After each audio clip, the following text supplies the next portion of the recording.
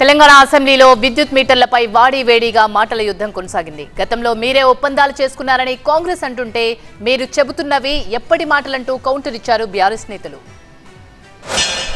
ఇయాల మీరు స్పష్టంగా ఒప్పందాలు చేసుకున్నారు.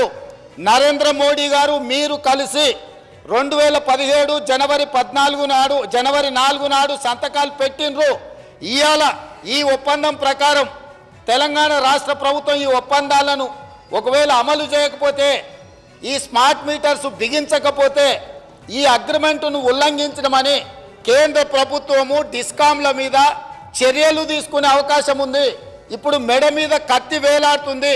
వీళ్ళు చేసిన దుర్మార్గమైన ఒప్పందాలు తెలంగాణ రాష్ట్రానికి గుదిబండగా మారి, ఆనాడు వాళ్ళు ప్రేమించుకున్నప్పుడు సంతకాలు పెట్టుకున్నప్పుడు ఇవన్నీ కనిపిరాలి. కానీ ఎన్నికల దగ్గరకు వచ్చినప్పుడు వ్యవసాయ పంపు సెట్లకు మీటర్లు పెడితే రైతులు ఊరేస్తారని తెలిసి ఇవాళ మేము తిరగబడ్డాం. మేము 30,000 కోట్ల రూపాయలు తెచ్చుకోలేదు. ఎవరిని మభ్య పెడుతున్నారు అధ్యక్ష? తెలంగాణ ప్రజలకు క్షమాపణ చెప్తే రేపు రాబోయే రోజుల్లో 1, 6 సీట్లు వస్తాయి. అంతే తప్ప ఇట్లనే అబద్ధాలు చెప్తే వచ్చేసారి ఒక్క వార్డు మెంబర్ కూడా గెలవారు అధ్యక్ష. ఈసారి పార్లమెంటు మెంబర్ పోయింది, ఒక్కటి రాలే, గుండుసూన్ వచ్చింది. ఇట్లనే మాట్లాడితే పంచాయతీ మెంబర్ కూడా గుండుసూన్ అవుతుంది అధ్యక్ష. విషయం ఏంది?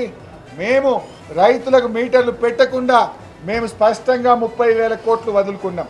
ముఖ్యమంత్రి గారు చెప్పేది అది డిస్కామ్స్కు, అది ముఖ్యంగా ఉదయ్ స్కీమ్లో చేరాలని కేంద్రం చెప్పింది. అది 2017 సంవత్సరం ముచ్చట. ఇక మీరు అగ్రిమెంట్లు చేసిండ్రు అని కాగితం చూపించాం. అంటే ఏంది? బోడగుండుకు మోకాలకు లింకు పెట్టుడు. నేను చెప్పిందేమో 0.5% FRBM, మీరు చెప్పేదేమో 2017 ఉదయ్ స్కీమ్. 0.5% FRBM 2021 సంవత్సరం, మీరు చెప్పిందేమో 2017 సంవత్సరం. ఆ 2017లో ఏమున్నది? ఉదయ్ స్కీము ఆల్రెడీ మీటర్ ఉన్న చోట ఆ పాత మీటర్ తీసి కొత్త స్మార్ట్ మీటర్ పెట్టమని ఉన్నది. అందులో దేశంలో 27 రాష్ట్రాలు చేరినాయి.